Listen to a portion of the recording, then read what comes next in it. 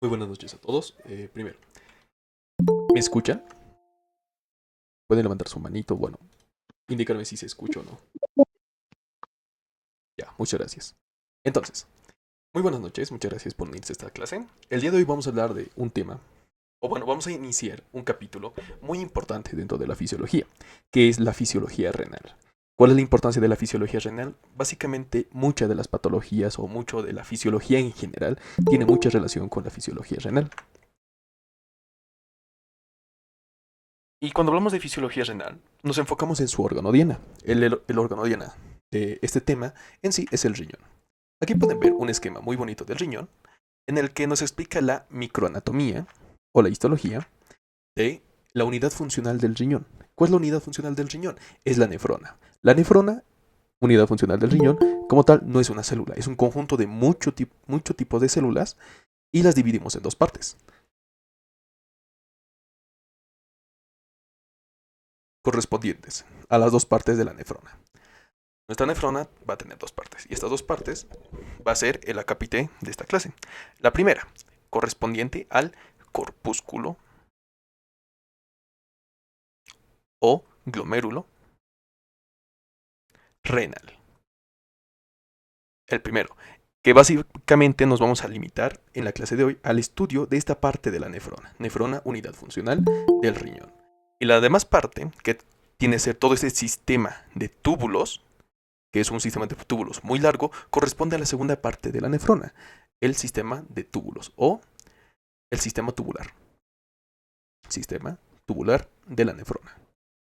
¿Qué vamos a hablar el día de hoy? Hoy nos vamos a enfocar directamente solo en el glomérulo renal.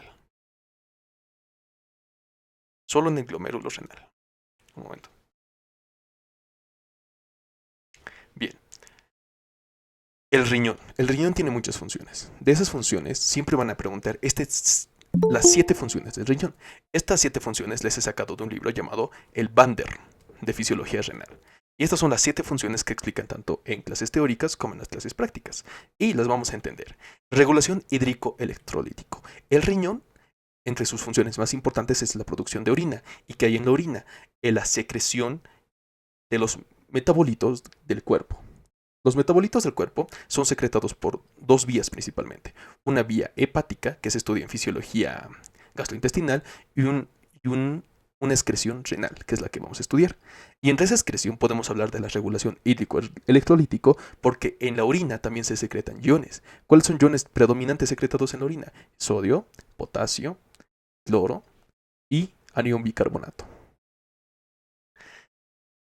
Y junto a su relación de la producción de orina está la excreción de desechos metabólicos. ¿Qué desechos metabólicos? Podemos hablar de la urea o, bueno, que es el metabolito de las proteínas. El punto 3. Excreción de sustancias bioactivas, hormonas y múltiples sustancias extrañas, los xenobióticos o fármacos que afectan a la función corporal. Cuando nosotros damos un fármaco, los fármacos pueden ser metabolizados por dos vías, una vía hepática o una vía renal. Y entre esas está la función, obviamente, de los riñones. Punto número 4. Regulación de la presión arterial. Este es un punto que se avanza más que todo en fisiología cardiovascular, sin embargo la presión arterial tiene muchos medios de regulación, a corto, medio y largo plazo, y el riñón participa en dos de estos tipos de regulación de la presión arterial. El punto 5. Regulación de la producción de eritrocitos. ¿Por qué? Porque el riñón tiene la capacidad de sintetizar una molécula. Esta molécula es una hormona. ¿Qué hormona? La EPO. ¿Qué es la EPO? La eritropoyetina. Ojo, que la EPO es una hormona que en 10% se sintetiza en el hígado, pero un 90% de la eritropoyetina se sintetiza en hígado. El punto 6. Regulación de la producción de vitamina D. La vitamina D también tiene mucha relación con el hígado y con el riñón. Primero, se estimula su síntesis con los rayos ultravioleta, así formando el 7 deshidrocalciferol. Este deshidrocalciferol pasa a metabolismo hepático y adquiere un grupo hidroxilo, el 25 hidroxicalciferol. Y finalmente en su vía renal es la formación de la forma activa de la vitamina D, que es la 1.25 hidroxicolecalciferol o directamente vitamina D.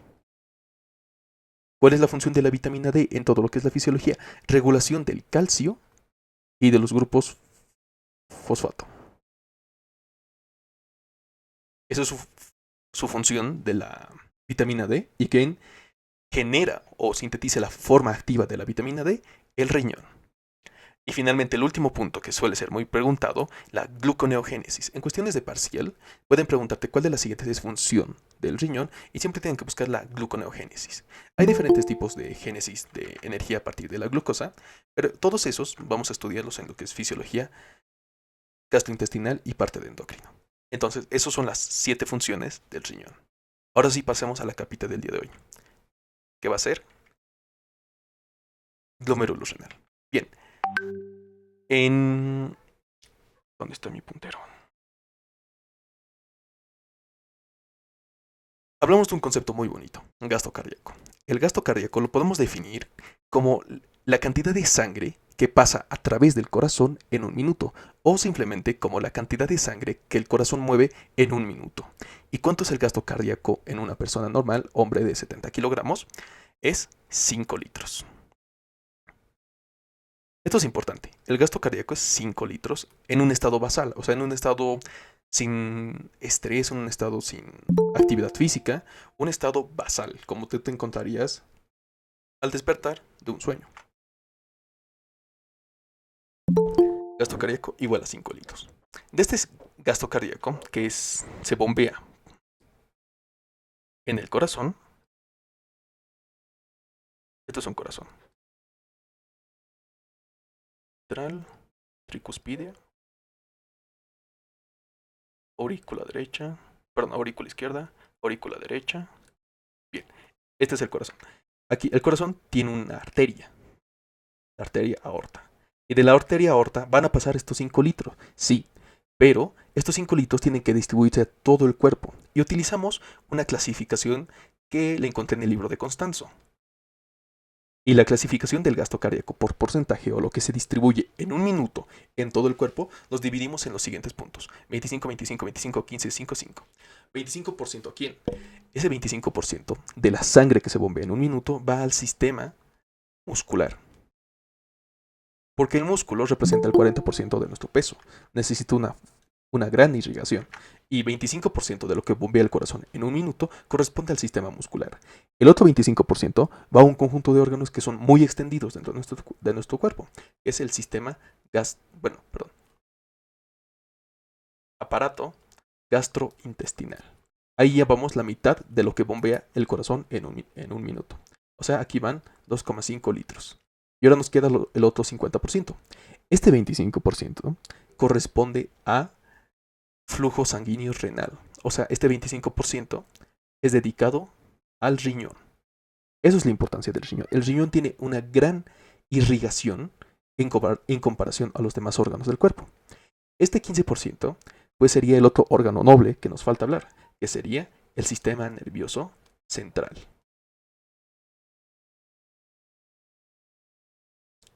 Un 15% de estos 5 litros pasa al sistema nervioso central y quedan los últimos 2 5%. El primer 5% es referencia a la piel.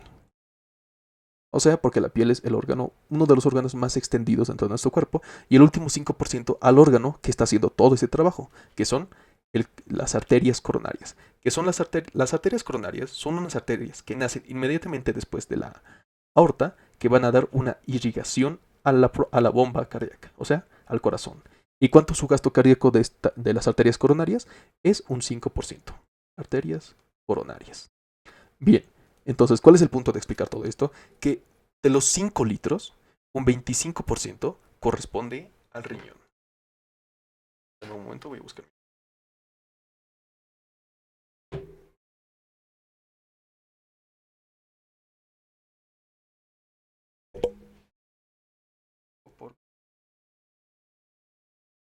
Esto corresponde a 1.25 litros por minuto. Esa es la cantidad de sangre que llega al riñón por minuto, 1.25 litros. Corresponde al 25%. Esto que llega al riñón se le conoce como el flujo sanguíneo renal. flujo sanguíneo renal, que es de 1.25 litros por cada minuto que pasa. Ahora, si somos más específicos en este punto, si pudiéramos medir lo que contiene la sangre se compone de tres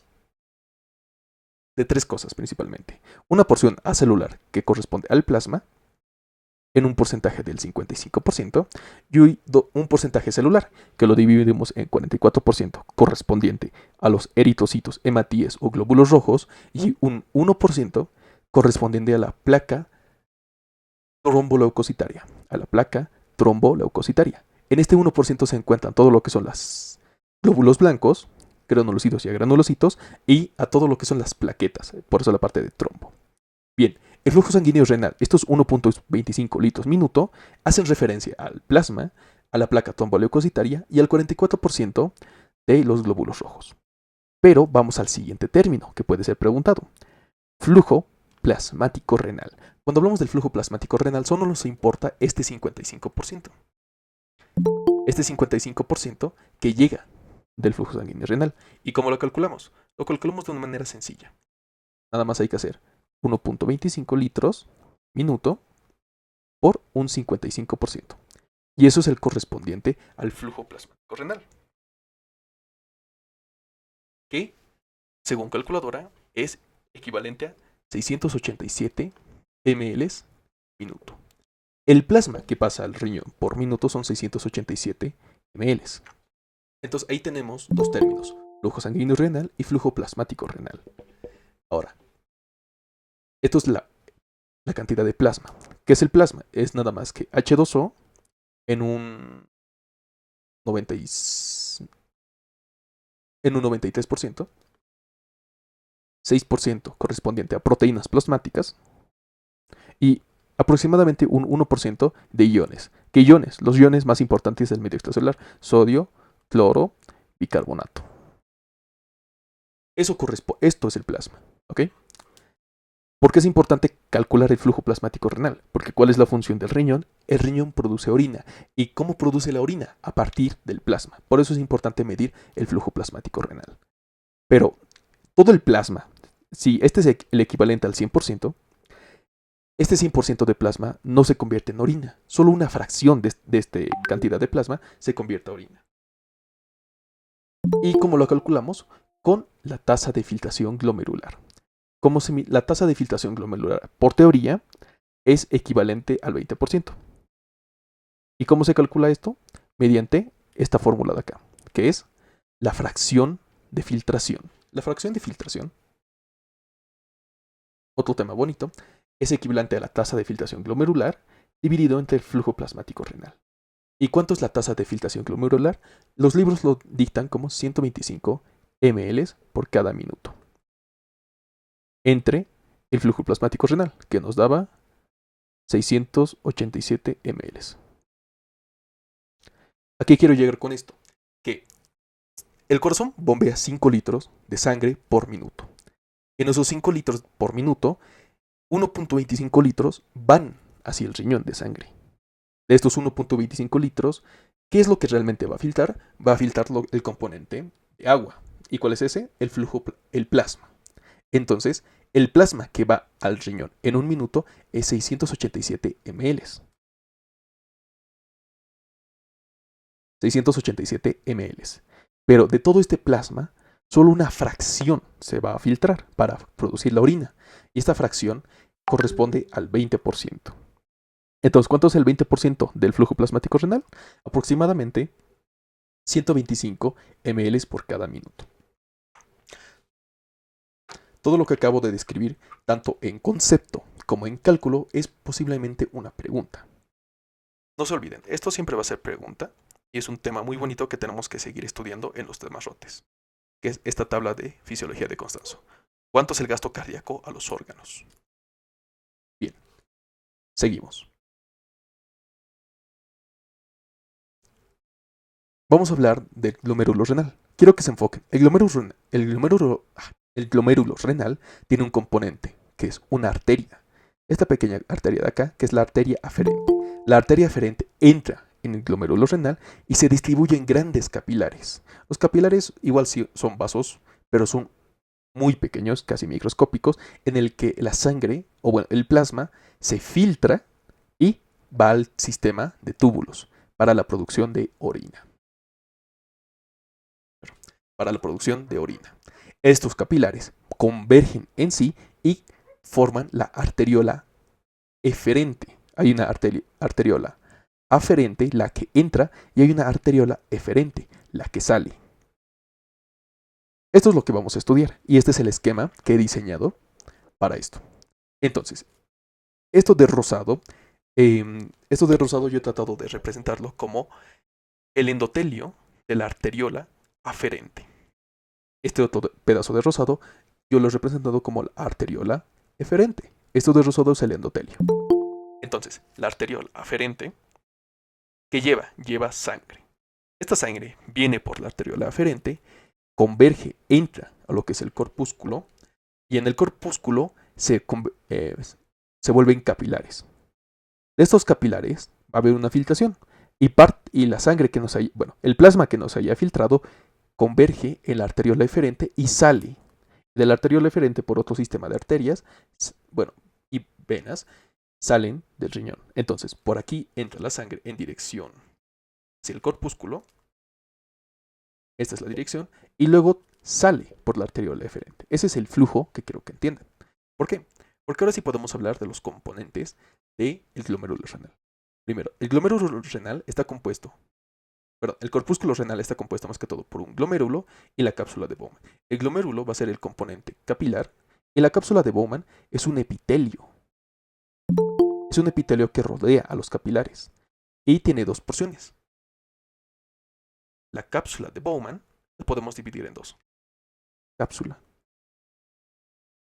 de Bowman las podemos dividir en dos. Y estos dos que son una pared visceral y una parietal.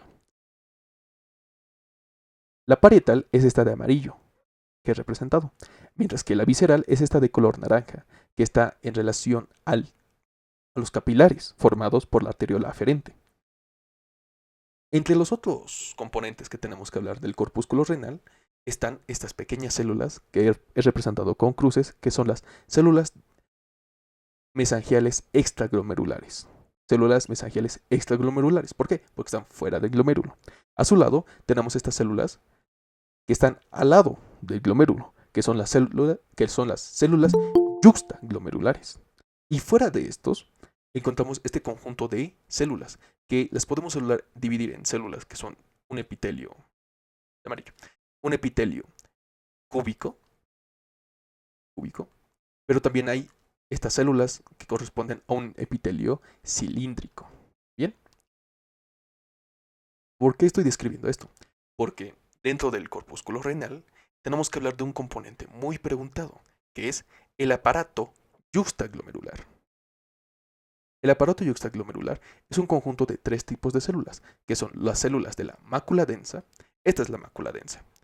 Es un conjunto de epitelio de células cúbicas y células especializadas que son cilíndricas.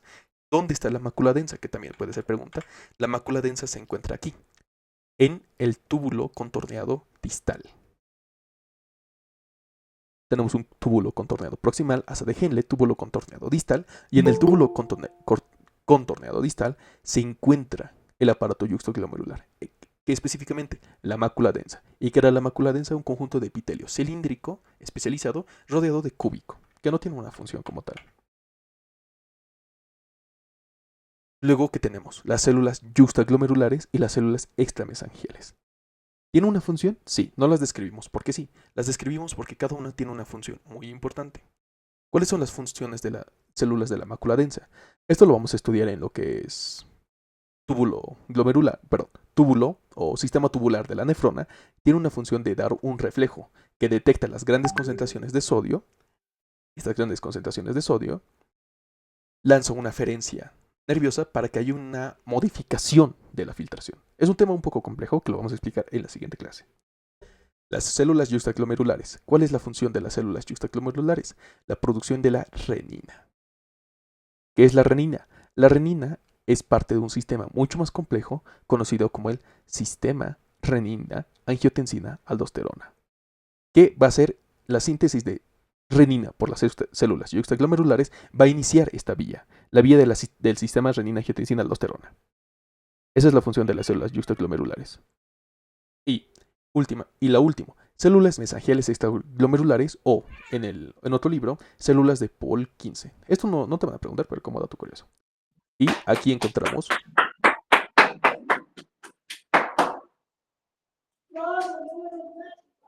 Luz Mariela, ¿puedes apagar tu micrófono?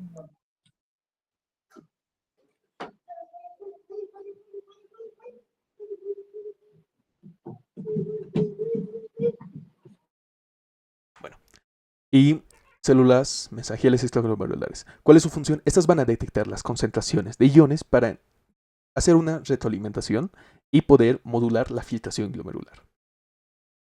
Bien, en una descripción de posiciones podemos describir dos puntos. Un polo vascular, haciendo referencia al endotelio, o bueno, a las arterias, vascular, de ahí viene, de las arterias, y un polo urinario.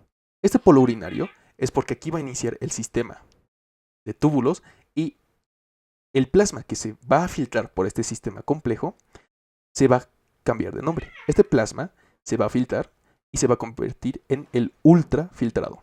¿Qué es el ultrafiltrado? No es nada más que un líquido. Un líquido libre de proteínas, pero que aún contiene iones. Pero todavía no es orina, ojo. Este ultrafiltrado va a ir por el polo urinario. Entonces, el el corpúsculo renal tiene un polo vascular y un polo urinario. Eso es la importancia de los componentes del corpúsculo renal. Bien, quiero que se enfoquen acá. La membrana de filtración glomerular, que es la parte más importante de este tema, se encuentra en esta zona. Es la zona que estaría rodeado de sangre y la zona del espacio urinario o el espacio de Bowman, que es donde está el ultrafiltrado. Entonces la orina se va a formar en esta dirección. Del capilar hacia el espacio urinario y del espacio urinario hacia el sistema de túbulos de la nefrona. Ese es el orden. Y si hacemos un zoom muy exacto acá, podemos hablar de la membrana de filtración glomerular. En los textos antiguos de la membrana de filtración glomerular te habla que tiene tres componentes. ¿Y estos tres componentes qué son? Los vamos a dibujar en dos esquemas. El primero son el endotelio del capilar, que es un endotelio muy especial porque es fenestrado. Esto es un ejemplo de endotelio fenestrado. ¿Qué significa endotelio fenestrado? Que tiene ventanas o tiene unos poros por el que va a permitir la filtración. Luego, detrás de todo endotelio, o bueno, en general, de todo epitelio, hay una membrana basal. La membrana basal, que en su 50% de composición está hecho de colágeno. ¿Pero cuál tipo de colágeno? El colágeno tipo 4. Ojo, es el que va a estar agarrando a este endotelio.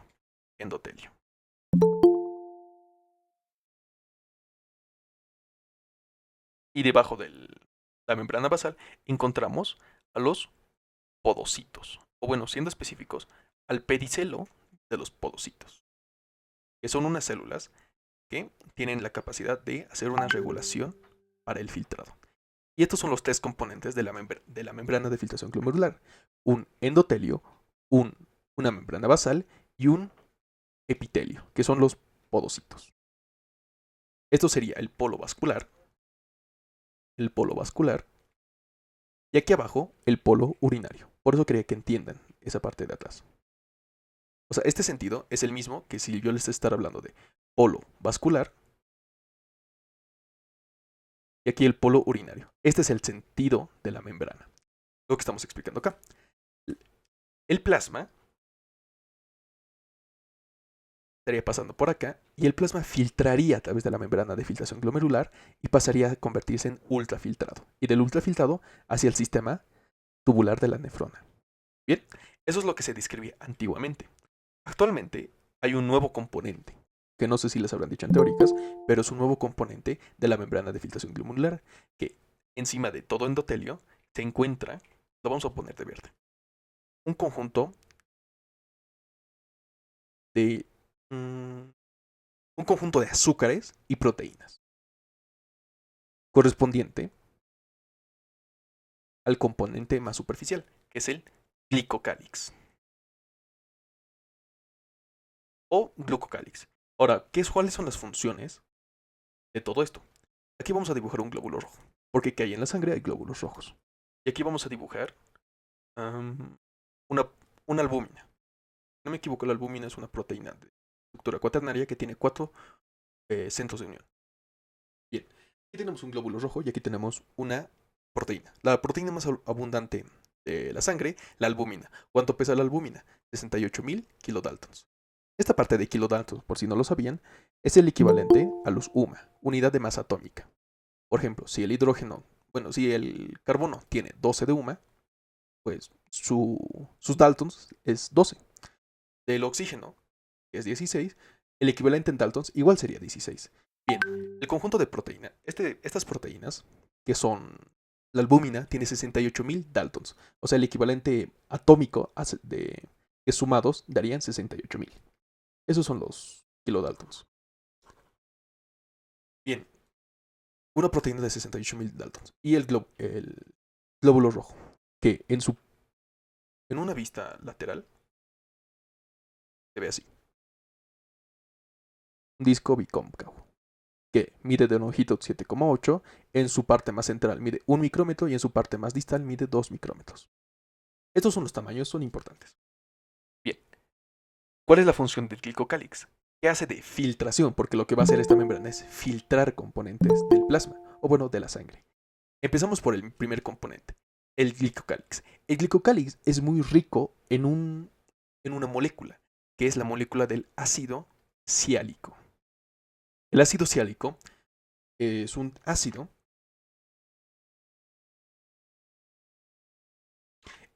que le va a dar una propiedad.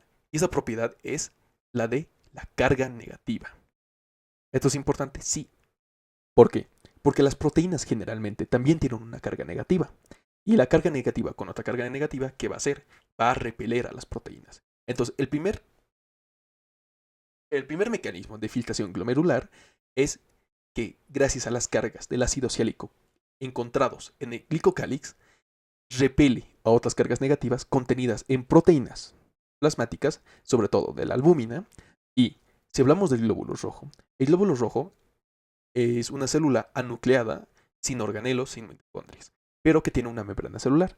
Su membrana celular del glóbulo rojo es característica. ¿Por qué? Porque tiene azúcares que nos van a dar la propiedad de antígenos, el grupo ABO y el antígeno D, pero también tiene proteínas.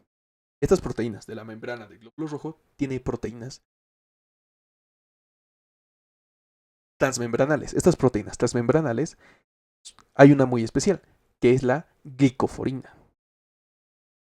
Las glicoforinas las podemos dividir en A, en B y en C. Las A y B son las que nos importan. ¿Por qué? Porque las glicoforinas A y B también tienen ácido ciálico. Y si tienen ácido ciálico, tienen una carga negativa. Las glicoforinas del tipo C sirven para darle estructura o funcionan en la estructura, por eso el disco bicóncavo.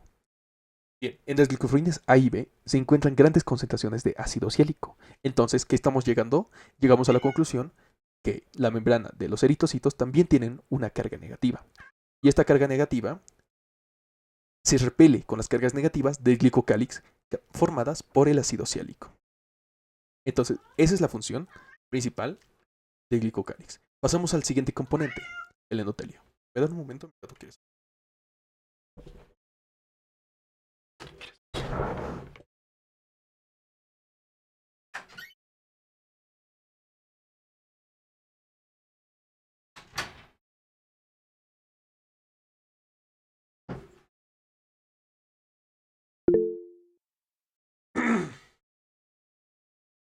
Sí, mi gato quería salir.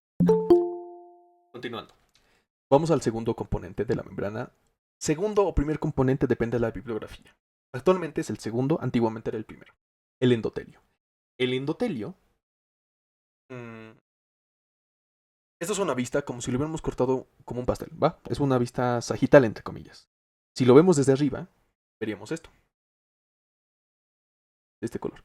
Si lo viéramos desde arriba, una vista superior entre comillas, porque no existe superior en el contexto microanatómico, lo veríamos así. Son conjunto de células, es un endotelio, pero es un endotelio de la característica fenestrado. ¿A qué se refiere las fenestras? Las fenestras hacen referencia. Fenestra significa literalmente ventana. Entonces, son células que entre sí tienen grandes espacios. Estos grandes espacios forman ventanas. ¿Ok? Aquí está la fenestra. Entonces, ¿cómo va a filtrar el endotelio? Lo va a filtrar mediante una filtración física. ¿Por qué? Porque deja un espacio hueco para que proteínas puedan pasar. Sin embargo, no pasan gracias a la carga negativa dada por el glicocálix. Bien, entonces tenemos esto, que son las fenestras del endotelio. ¿Ok? Esto es una vista superior. ¿Cuáles son las características o qué proteínas podrían pasar si es que llegaran a pasar? La bibliografía nos dice que del endotelio, las proteínas menores a 70.000 kilodaltons pueden llegar a pasar. Y esto es importante. ¿Por qué? Porque la albúmina tiene 68.000 kilodaltons. Es 2.000 kilodaltons inferior al límite superior de lo que se puede pasar. Pero es un punto que lo vamos a ver al final. Porque la albúmina sí pasa, pero en concentraciones mínimas. De hecho, aquí lo anoté. Del 0,02% al 0,03%, esto en Tess Gayres y esto en Banter, esa es la bibliografía, es la albúmina que sí pasa. Pero esto es una albúmina que pasa a la orina de manera fisiológica. Por si no lo he aclarado antes, para la formación de orina, en la orina no debe haber proteínas. Excepto dos, que son concentraciones mínimas de albúmina y una proteína muy especial, pero que se secreta, que no se filtra. Eso lo vamos a ver en la siguiente clase. Y en la orina no debe haber glóbulos rojos. No debe haber hematuria. No debe haber glóbulos rojos, no debe haber glóbulos blancos, no debería haber esos componentes grandes que lo que están haciendo son ser filtradas. ¿Qué está filtrando? Está filtrando agua, está filtrando iones, está filtrando glucosa, está filtrando aminoácidos, está filtrando, creo que urea. Todo esto está filtrando. ¿Esto podemos verlo en la orina? Sí, excepto ¿quién? Glucosa. La glucosa se reabsorbe. No se debe ver glucosa en orina. Glucosa en orina nos habla de enfermedad. Ojo. Pero todo esto es lo que sí pasa a orina. Esto es lo que no debería pasar en orina en un estado fisiológico, en un estado sano, en un estado normal. Por eso no estamos dando tanto enfoque a la membrana de filtración glomerular. Y entonces, gracias al endotelio del tipo fenestrado, que sí permite pasar moléculas menores a 70.000 kilodaltons, sí pueden pasar. Pero ¿por qué no pasan? Porque tenemos al ácido ciálico y el siguiente componente. El siguiente componente es la membrana basal. La membrana basal. La membrana basal está compuesto por una membrana basal en sí, la lámina interna y la lámina externa. ¿Importante? No. Pero sirve porque aunque no tiene carga negativa, sirve porque si lo vemos de una vista superior, entre comillas, se vería así. Es una barrera, es una malla, como una malla, no sé cómo explicarlo, unas mallas, como hay acróbatas que se lanzan en los aires y si no se agarran se caen y que lo que lo sostiene es una malla. No sé si han visto esos videos. Bueno, eso es la función del colágeno, bueno, de la membrana basal, que es una malla. Entonces, si llegara a pasar una molécula, tendría que volver a deformarse para pasar a través de esta malla. Esta malla es formada por colágeno tipo 4. Ojo, es colágeno tipo 4, la más abundante. Eso es la función de la membrana basal. Funciona como un cernidor. Porque sí, es un cernidor. Es un conjunto de mallas muy pequeñas y diminutas. Y luego pasamos al último componente de la membrana basal glomerular, que son los pedicelos de los podocitos, que son células que lo que van a estar haciendo es formar grandes, o bueno, genera oclusiones, pero genera oclusiones. Genera dos oclusiones, ¿ok? Estas serían las oclusiones de los podocitos. Y entre las dos oclusiones encontramos el diafragma. Este diafragma se puede regular. No se explica muy bien cómo se puede regular, pero se puede regular. Entonces, si hacemos un zoom, Esto es un esquema muy bonito que he encontrado del diafragma de los podocitos. Aquí está, endotelio fenestrado, la membrana basal, y aquí están los podocitos. ¿Y qué es lo más importante de los podocitos? Que los podocitos tienen una proteína. La proteína más especial de los podocitos es la nefrina. ¿Ok? Pregunta. ¿Cuál es la proteína más importante de los podocitos? La nefrina. ¿Se acuerdan de nefrona? Nefrina. Terminación en ina, proteína. ¿Ok? Entonces, esos son los componentes de la barrera de filtración. Entonces, todo esto que hemos descrito está aquí. Está aquí. Polo vascular, polo urinario. Polo vascular y polo urinario. Espero que se hayan entendido porque básicamente eso es lo más importante. Sí, eso es lo más importante de la clase de hoy. Eso es lo que te van a preguntar aquí siempre. Tres componentes clásicos: endotelio, membrana basal y pedicelos de los podocitos. Podocitos. Último componente actualizado: glicocáliz, porque todas las células contienen un glicocáliz que tiene muchas funciones. ¿Ok? Entonces, así se filtra. ¿Qué se filtra? O bueno, ¿qué cosas pasan en la membrana de filtración glomerular? Pasa el agua, iones, glucosa, aminoácidos. ¿Qué cosas no deberían pasar y que si pasan son patógenas? Proteínas. En la encontramos la albúmina y la hemoglobina. ¿Qué más? Sangre. Bueno, glóbulos rojos. Bueno, sangre no, porque sangre es muy amplio. Glóbulos rojos y glóbulos blancos. Azúcar. Principalmente eso. Proteína, células, glóbulos rojos y eso. ¿Qué cosas pasan? Esto pasa. ¿Qué cosas no pasan? Esto no pasa. Bien. Seguimos. Ya hemos hablado de la membrana de filtración glomerular. Pero ahora, una pregunta muy importante. ¿Qué cosa se filtra? O bueno, ¿por qué se filtra? ¿Qué hace? ¿Cuáles son las propiedades físicas de que hay una filtración? Bien, para eso tenemos que explicar algo muy bonito, que son las fuerzas de Starling. Esto ya lo hablé en una clase, lo hablé en la clase de regulación del agua, si no me equivoco, pero lo vuelvo a repetir. Las fuerzas de Starling son un conjunto de fuerzas físicas por las propiedades del agua. ¿Y cuáles son las fuerzas de Starling? Son dos. La presión, bueno, fuerzas, presión hidrostática y la presión coloidosmótica, o más fácil, presión osmótica. La regulación entre estas dos presiones nos determina el flujo del agua en el componente vascular. Si lo puedo ejemplificar, hablemos de... A ver, un momento.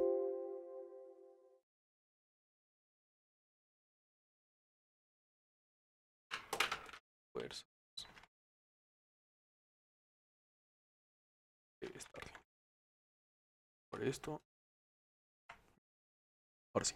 Si hablamos de las fuerzas de Starling, vamos a hacer un esquema muy bonito con el que van a poder recordar, no memorizar, recordar o entender las fuerzas de Starling. Y entonces lo voy a dibujar acá. De morado, hacer un capilar o arteria vena, loco. ¿Okay? Dentro de esto que hay sangre. Y fuera del capilar, lo que voy a dibujar de rojo. El líquido intersticial. Intersticial. Intersticial. Bien, el flujo de agua se da por fuerzas a favor y fuerzas en contra. Lo vamos a poner aquí. Fuerzas a favor y fuerzas en contra. Ahora, ¿cómo es la manera sencilla o de la que no se van a olvidar? Vamos a describir primero la presión hidrostática, que habitualmente en los libros se lo representa como así, con una P. La presión hidrostática es la presión que ejerce el agua contra las paredes del contenedor. En este caso el contenido líquido de la sangre, que sería el agua del plasma, ejerce una fuerza hacia afuera. ¿Okay? Esta es la presión hidrostática del capilar. ¿Okay? PC. Presión hidrostática del capilar. P directamente es presión hidrostática. ¿Ok? Pero ¿dónde más hay agua? Es el líquido intersticial, por eso es líquido. ¿Okay? Entonces, el líquido intersticial lo voy a poner de fuerzas en contra. rojo. No sé, el rojo es en contra. El líquido intersticial también tiene agua, pero este agua también ejerce una presión hidrostática. Pero esta presión hidrostática es la presión hidrostática intersticial. ¿Notan? Las flechas. Las flechas son importantes. Hay presión hidrostática de la sangre que quiere salir y hay presión intersticial que está afuera que quiere entrar, porque ambos están ejerciendo una presión hacia el lado, hacia afuera, básicamente. Y estamos la segunda, la presión coloidosmótica u oncótica, que en los libros se los representa con pi. ¿Okay? La presión oncótica va a ser lo contrario a la presión hidrostática, va a querer retener agua. Entonces, ¿con qué color lo hago? Lo voy a hacer de rojos porque son fuerzas en contra. La presión oncótica capilar hace que el agua no se vaya, que el agua se quede, porque es una propiedad osmótica, ¿ok? Eso lo voy a explicar, creo que vamos a hacer una clase dedicada a osmosis. Y como hay una presión osmótica capilar, también hay una presión osmótica intersticial, que va a hacer que el agua del intersticio no salga, que vuelva. Y entonces, siguiendo las flechas, por eso lo hice de colorcitos, tenemos fuerzas a favor. Voy a borrar esto. Fuerzas a favor. ¿Cuáles son las fuerzas a favor de que el líquido de la sangre salga hacia el intersticio? Pues son dos. La presión hidrostática capilar, porque hace que la sangre vaya, y más la presión oncótica intersticial, que lo que va a hacer es que las proteínas, que son pocas en el intersticio, retienen agua. Entonces, si vemos la dirección de las flechas, como si fueran vectores, vemos el sentido del líquido. De la sangre, quienes hacen que el líquido de la sangre salga al intersticio: la presión hidrostática capilar o de la sangre y la presión oncótica del intersticio. Bien, ¿cuáles son las fuerzas en contra de que el líquido de la sangre salga? Solo hay que seguir las flechas y por eso lo hice de color. Son la presión hidrostática del intersticio, porque no quiere que el agua salga, quiere que el agua entre, de hecho. ¿Y quién más? La presión oncótica del capilar. Ahora, ¿quiénes forman esto? En sí, de la presión capilar, bueno, de la presión hidrostática puede ser la presión sistólica del corazón, la cantidad de agua dentro, porque si hay gran cantidad de agua, aumenta la presión hidrostática. La presión sistólica aumenta la presión hidrostática. Y lo propio en el ejercicio, pero no varía mucho. Y las presiones oncóticas. ¿Quién determina la presión oncótica? Lo determinan las proteínas. Ahora, en la fisiología normal, una vez explicado fuerzas de Starling, lo que normalmente pasa es que la sangre sale al intersticio, pero por una diferencia de 1 mililitro de mercurio. Porque estamos hablando de presión, estamos hablando de presión, mililitros de mercurio. En el, en en el glomérulo renal hay una diferencia de más de 10. Por eso filtra mucho. Y esa filtración pasa a ultrafiltrado y luego pasa a orina. Pero dentro del cuerpo, que podríamos hablar de esto de capilares del sistema nervioso central, capilares del corazón, capilares pulmonares, capilares musculares, capilares vesicales, capilares capilares del tracto gastrointestinal, hay una diferencia de 1 mililitro de mercurio, que no es mucho, pero hace que un poco de líquido pase de sangre a intersticio.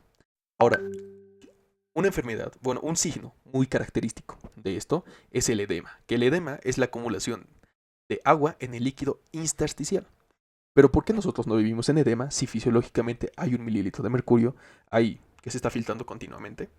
Bueno, porque hay un sistema que reabsorbe agua dentro del intersticio. Y estos son los vasos linfáticos. Es un tema muy bonito esto de los vasos linfáticos. Lo volvemos más en fisiología pulmonar. Porque en fisiología pulmonar el edema pulmonar es muy peligroso. Bien, los vasos linfáticos lo que hacen es succionar agua. Tiene una presión negativa y el agua que sobre lo succiona.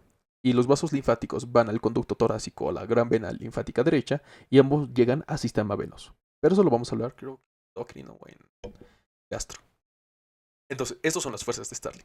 Si les preguntan, porque les van a preguntar calcular, solo hay que sumar. Fuerzas a favor, o sea, sigan las flechas, hagan las flechas. Presiones hidrostáticas, las que quieren afuera. Presiones oncóticas, las que quieren adentro. Solo sigan las flechas. Bien, ahora sí podemos utilizar este esquema. Las fuerzas de Starling aplicadas al glomérulo son 4. Bueno, 2 y 2. Presiones hidrostáticas, que son las capilares, capilar glomerular, presión capilar glomerular, presión del espacio de Bowman, o Bowman, cápsula de Bowman, y la presión oncótica de la, la presión oncótica del capilar glomerular y la presión oncótica de la cápsula de Bowman. ¿Okay? Vamos a hablar de estos 4 puntos.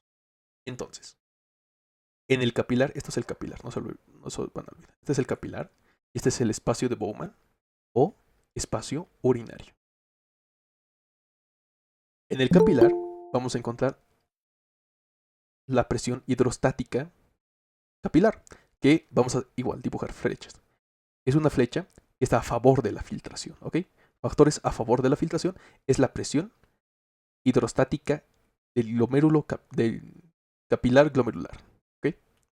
Capilar glomerular. Siguiente fuerza, presión hidrostática de la cápsula de Bowman. Igual de rojo para que no se los olvide. La presión hidrostática es la presión del espacio urinario del ultrafiltrado que quiere que, que el filtrado ya no filtre. Es un factor en contra. Esta es la presión del espacio de la cápsula de Bowman o del espacio de Bowman, ¿ok? Ahora, hablemos de las presiones hidrostáticas. ¿Cuál es la fuerza? Ok. Sí, está bien. ¿Cuál es una presión oncótica? La presión de la oncótica del espacio de Bowman, ¿qué va a hacer? Está a favor de la filtración. ¿Por qué? Porque su flecha también mira hacia el polo urinario. Esta es la presión oncótica del espacio de Bowman o de la Bowman cápsula. Y de rojo ponemos, y que también es una fuerza en contra, la presión oncótica de el capilar glomerular, que está a favor. Entonces, si hacemos otra vez la presión neta de filtración, así se llama, presión neta de filtración es igual, solo hay que seguir las flechas, sumemos. ¿Quién está a favor de la filtración? Las flechas de negro. Entonces, presión capilar glomerular más fuerza a favor, presión oncótica del espacio de Bowman. ¿Quiénes están en contra? En contra están, abajo lo voy a poner, menos la presión hidrostática de la cápsula de Bowman y la presión oncótica del capilar glomerular. Ahora, hay un dato curioso aquí, porque de estas 4 a favor, estos son a favor. Pucha, no le echo de rojo. Qué macana. Y aquí están las de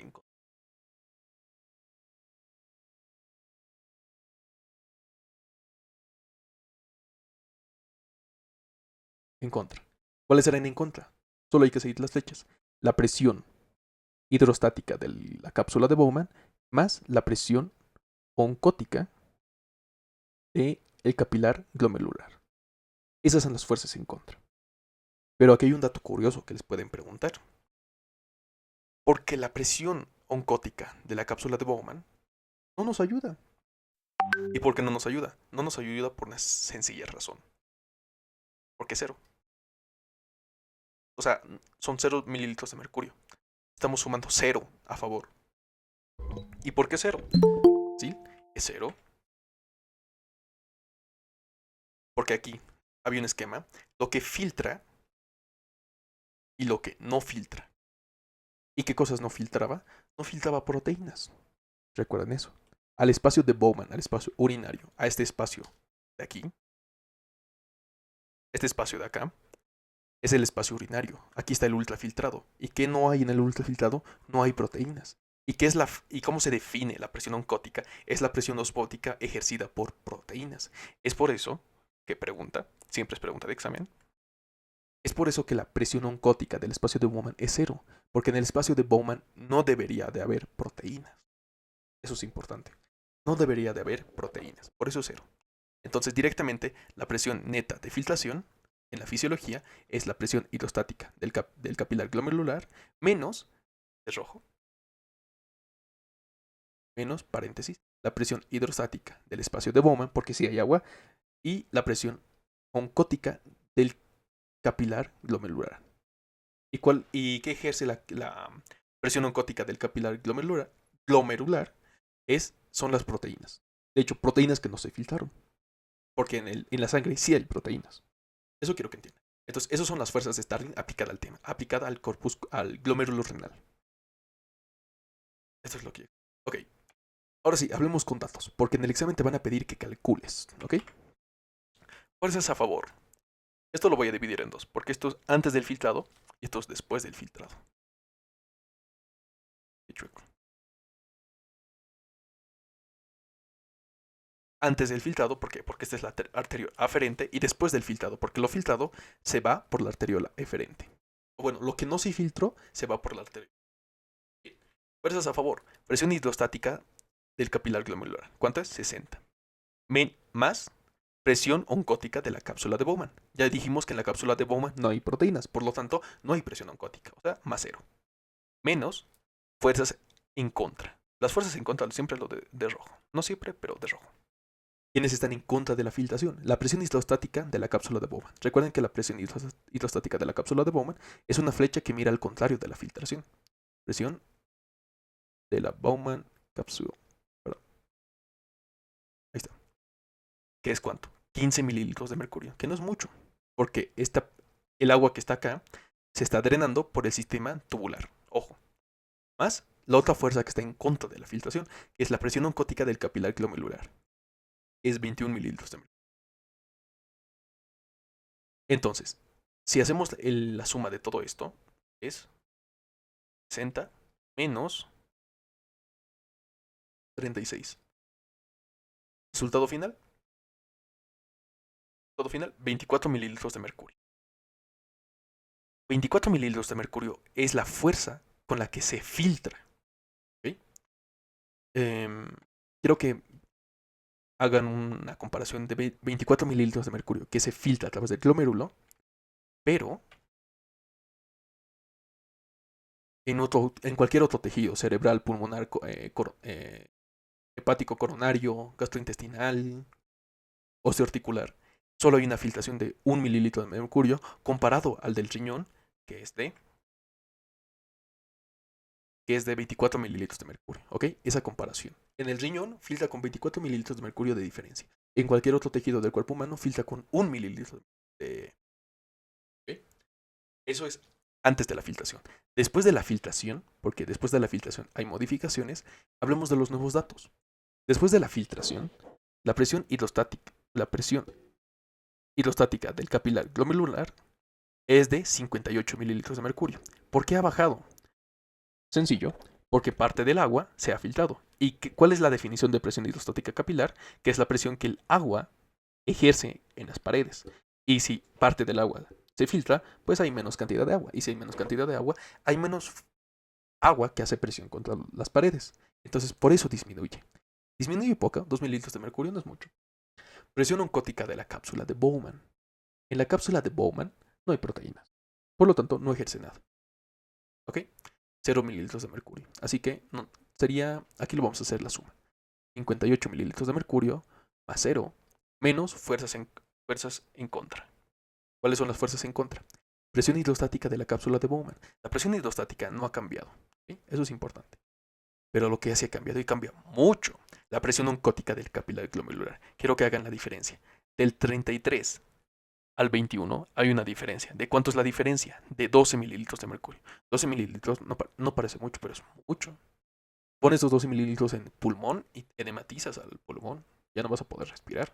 Es mucho 12 mililitros. ¿Por qué hay 12 mililitros de mercurio? Si básicamente esto es antes del filtrado y esto es después del filtrado. Esto es por una propiedad muy sencilla, pero es bonita pensarla. Es por la concentración. Concentración de proteínas. La presión oncótica es determinada ¿por quién? Por la presión, perdón, por la concentración de proteínas. ¿Y qué es una concentración? La concentración la dividimos sobre un volumen entre una masa. La masa es igual porque las proteínas no se filtran. Sin embargo, el volumen que es el equivalente al H2O, sí se filtra. Entonces, si disminuimos el volumen, aumenta la concentración. Es una aumenta la concentración relativamente, porque no ha disminuido la masa de proteínas. Lo que ha disminuido es el agua que diluía esas proteínas. Y entonces, al diluir estas proteínas, aumenta la concentración relativamente, esa es la palabra clave, relativamente, aumenta la concentración de proteínas. Y si aumenta la concentración de proteínas, aumenta la presión oncótica. Y esa diferencia esa es la razón por la que la presión oncótica aumenta y aumenta mucho. ¿Por qué? Porque este volumen de agua ha desaparecido. ¿Y por qué ha desaparecido? Porque ese volumen de agua se ha filtrado. Esa es la explicación. Y entonces hacemos el ejercicio. Aquí lo voy a volver a copiar. Esto saca. Esto saca. Bien. ¿Por qué estamos explicando esto? Porque en el parcial, habitualmente, siempre, en parcial e incluso en prácticas, te ponen datos. Por ejemplo, presión capilar glomerular, presión del espacio de Bowman, presión oncótica del capilar glomerular y presión capilar del espacio de Bowman. Y te pone presión capilar del capilar, 50 mililitros de mercurio. Presión del espacio de Bowman, 22. Presión oncótica del capilar, no sé, 15. Y presión oncótica del espacio de Bowman, porque en la patología puede ser elevada, pero también puede estar elevado para molestarte en un examen. 15, que habitualmente es 0. Simplemente fuerzas a favor y fuerzas en contra. ¿Quiénes están a favor? Está a favor la presión hidrostática del capilar glomerular y la presión oncótica del espacio de Bowman. ¿Quiénes están en contra? El rojo para que se entienda. ¿Quiénes están en contra? Está la presión hidrostática del espacio de Bowman y la presión oncótica del capilar glomerular. Si es necesario, háganse esto. Yo siempre me hacía en mis exámenes esto, fórmula, y siempre me iba bien. Sumamos 50 más fuerzas a favor. Presión oncótica del espacio de Bowman. ¿Cuánto es? 15. Menos los que están en contra. Presión hidrostática del espacio de Bowman. ¿Cuánto es? 22. Más presión oncótica del capilar glomerular. 15. Bien, si hacemos este resultado, que lo que te van a pedir es calcule la tasa de filtración neta. Esto con esto se va. 50 menos 22, 30 y... no, 28. Respuesta, 28 mililitros de mercurio de tasa de filtración neta. Perdón, presión de filtración. Este tipo de preguntas suelen hacer en parciales en prácticos. Por eso me he puesto a explicar mucho de fuerzas de Starling aplicada al glomérulo renal. Ya he explicado esto, creo que era lo más importante. Y ahora sí, lo último. El mismo glomérulo renal. Pero hay factores, ya hemos hablado de los que determina la filtración glomerular, que ha sido presiones hidrostáticas, la presión que ejerce el líquido contra las paredes, y la presión oncótica, que es una presión osmótica ejercida por las proteínas, que lo que va a hacer es retener agua. ¿Ok? Hay factores que determinan la tasa de filtración glomerular y hay factores que aumentan y factores que disminuyen. Primer factor que aumenta, la vasodilatación aferente. Recuerden que esta es la arteriola aferente, arteriola aferente y arteriola eferente. ¿Y cómo va la sangre? La sangre viene así, entra al capilar y lo que no ha llegado a filtrarse sale por la arteriola eferente. Bien, esa es la dirección de la sangre. Bien, ¿qué va a pasar? Cuando hablamos de una vasodilatación aferente, porque recuerden que esto es arteriolas. ¿Y qué tienen las arterias? Las arterias tienen 3 capas. Tienen 3 capas. Interna, media y externa. O endotelial, muscular y adventicia. ¿Okay? ¿Por qué sirve la capa muscular? Porque la capa muscular puede hacer 2 cosas. vasodilatarse, o sea, se hace más grande, aumenta su diámetro, o vasoconstricción, disminuye el diámetro. Y esto lo vamos a ver en un capítulo de hemorreología o en fisiología de la circulación. Pero también voy a hacer un repaso de fisiología sanguínea, se habla de este tema, de las consecuencias que trae. Pero en conclusión, estos son arterias y las arterias son muy ricas en tejido muscular. Si el tejido muscular se distiende, pues se vasodilata. Y si se vasodilata, aumenta el flujo.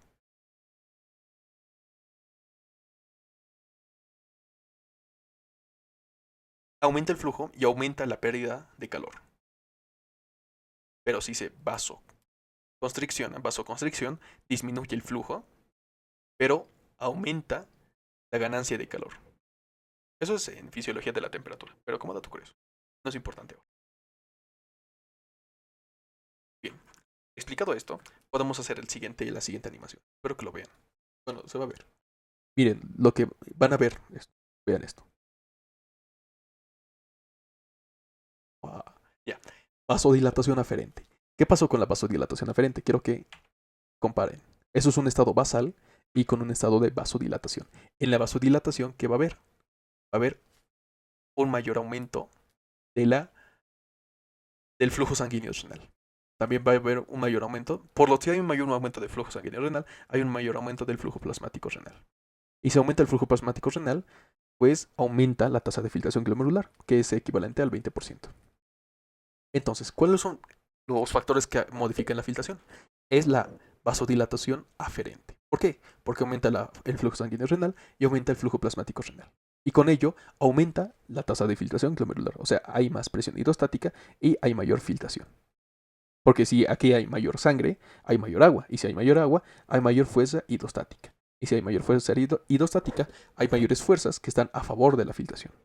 Bien, esa es la importancia de la arteriola aferente. Pero ¿qué también puede causar que aumente la tasa de filtración glomerular? Sencillo. La vasoconstricción eferente. Vasoconstricción eferente. ¿Por qué? Piénsenlo como que están agarrando una manguera, ¿ok? Están agarrando una manguera. Por la manguera está fluyendo agua. Y ustedes van con su puño y ocluyen. Si ocluyen, ¿qué va a pasar? Va a pasar lo siguiente. Va a pasar esto.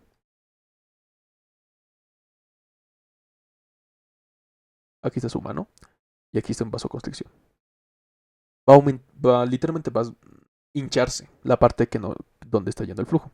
Se hincha. Y si se hincha, ¿qué aumenta? Aumenta el volumen de agua. Y si aumenta el volumen de agua, aumenta la presión hidrostática del capilar glomerular. Y eso es un favor que está a favor. Eso es un factor que está a favor de la filtración glomerular. Por eso la vasoconstricción eferente lo que va a hacer es que va a hacer una vasoconstricción. Y si hace una vasoconstricción, disminuye el flujo. Y si disminuye el flujo, pues la sangre no va a desaparecer. Lo que va a hacer la sangre es pasar. Bueno, no va a pasar, perdón. Lo que va a hacer la sangre es va a aumentar la presión hidrostática glomerular y va a aumentar la filtración. Esos son los factores que están a favor de la filtración. O bueno, son los factores que modifican la filtración. ¿Y cómo la modifican? Aumentando la tasa de filtración glomerular. ¿Quiénes aumentan la tasa de filtración glomerular? La vasodilatación aferente, porque aumenta la sangre que llega, y la vasoconstricción eferente, porque retiene sangre. Y si retiene sangre, aumenta la presión que ejerce la sangre contra las paredes. Ya. Factores que disminuyen la tasa de filtración glomerular. Son exactamente lo mismo, pero inverso. La vasoconstricción aferente. ¿Por qué? La misma lógica. Si hacemos una vasoconstricción, disminuye el flujo sanguíneo renal, disminuye el flujo sanguíneo renal y disminuye el flujo plasmático. Y si disminuyen estos, pues disminuye la tasa de filtración glomerular, que no se olviden que es equivalente a un 20%. ¿Y cuál es otro factor que disminuye la tasa de filtración glomerular? Pues sencillo. La vasodilatación eferente. ¿Por qué? Misma lógica. Viene sangre, entra, pero como que hay mayor flujo, pues va a hacer que la sangre salga más rápido. Y si sale más rápido, pues disminuye la presión hidrostática capilar. Entonces, las fuerzas que permiten la filtración disminuyen. Entonces, eso es la lógica detrás de la filtración. la modificación del diámetro de las arteriolas aferentes y eferentes. ¿Y cuáles son esos factores que hacen eso? Sencillo. ¿Quiénes causan vasodilatación aferente? Dopamina en bajas concentraciones, óxido nítrico. Sí, óxido nítrico, que recuerden, cuando vean óxido nítrico, piensan en dos cosas. Primero, cuando vean óxido nítrico, piensan en las siguientes cosas. Primero, deriva de la arginina. La arginina es un aminoácido. ¿Okay? Deriva de la arginina, pero sobre todo, la más importante, es un gran vasodilatador. Prostaglandinas, lo mismo, vasodilatadoras. La bradicinina. La bradicinina es posiblemente el vasodilatador más importante cuando hablamos de la inflamación, pero eso se llama fisiopatología. Pero si les preguntan quién causa la tetrada de Celsius, bradicinina. ¿Cuál es la tetrada? Calor, rubor, tumor, dolor. Y hay una pentada, o sea, la última que se ha añadido en los últimos libros, que es la funcionaleza o pérdida de función. Pero eso es inflamación, como dato curioso. Eso es SP, si no me equivoco. Y péptido natriurético auricular, que eso lo vamos a ver en hormonas. Se relaciona mucho con fisiología renal, pero el péptido natriurético auricular es más propio de la fisiología cardiovascular. ¿Quiénes causan vasoconstricción de la arteriola frente? Angiotensina 2. La angiotensina 2. ¿Recuerdan la angiotensina 2? Bueno, viene de aquí. Del sistema renina, angiotensina, aldosterona. Angiotensina. La angiotensina va a generar vasoconstricción porque disminuye el flujo sanguíneo renal. ¿Por qué disminuye? Porque en el sistema renina, angiotensina, aldosterona, pues sirve para algo, ¿ok? No está ahí de adorno. ¿Cuál es la función del sistema renina, angiotensina, aldosterona? Retener sodio y retener agua. ¿Por qué? Lo vamos a ver en fisiología de agua. No sé si lo doy esta semana o lo siguiente. El sistema nervioso simpático también causa vasoconstricción aferente. ¿Por qué? Porque el músculo de las arterias tiene receptores.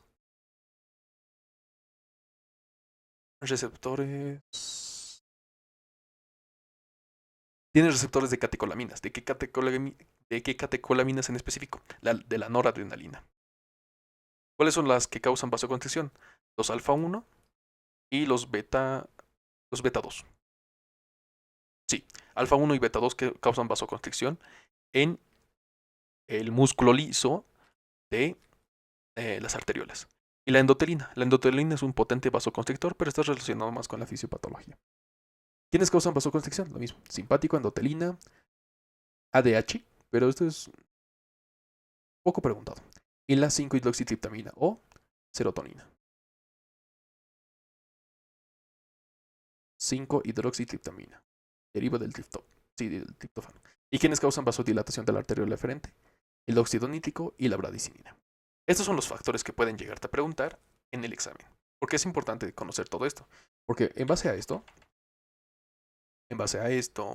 o a esto, varía la tasa de filtración glomerular. Y te pueden preguntar, ejemplo, en mi parcial me preguntaron, cuando yo cursaba fisiología, me preguntaron, ¿qué esperaría si la arteriola aferente se encuentra arteriola aferente, se encuentra vasodilatada? Esa era la pregunta. ¿Qué esperaría ver si la arteriola aferente está vasodilatada? La tasa de filtración glomerular es normal. B. La tasa de filtración glomerular disminuye. C. La tasa de filtración glomerular aumenta. Y D. Las arteriolas no tienen efecto sobre la tasa de filtración glomerular. La respuesta obviamente es la tasa de filtración glomerular aumenta. Y así, ese tipo de preguntas te pueden hacer en base a lo que te he explicado ahora. Y la siguiente clase va a ser trastorno tubular. Creo que va a estar programada para el día viernes o para el día sábado. De todos modos, muchas gracias por haber llegado hasta acá. Si tienen preguntas, háganmela. Y sobre todo les agradezco por estar en esta clase. Si tienen preguntas, háganmelas. Y gracias. Es importante. Gracias.